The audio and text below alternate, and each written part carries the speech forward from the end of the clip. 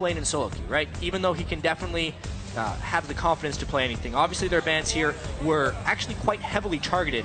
I want to see what they end up coming out with. First pictures. That Rengar ban, really used in the North American LCS to too good of an effect, but still taken away from No Name coming into this one. Tristana is a first pick coming in for Reckless, and something that amazes me about him, he came in at IPL 5 and not overshadowed by Expeke. He's created such a name for himself as a prodigy in the AD carry scene. And that's the beauty about Reckless. If you look at his statistics with Tristana, just 3 games played, but when you think back to his time in the Copenhagen Wolves when he wasn't old enough to be at Fnatic and he was on loan there, his Tristana was absolutely mind-blowing. So that's going to be a big pick here for Fnatic. On the other side, we're going to see Rumble pulled out by Ackerman, and the Thresh goes on to Maw. An absurd amount of priority paid to Rumble here.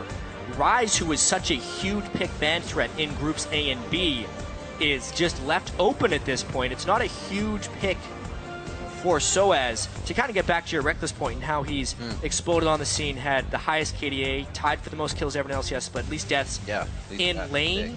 As far as CS over opponent at 10 minutes, no one was actually as dominant as Vasily by a wide margin. Vasily averaged 6.7 CS greater than opponent. Reckless was around 3.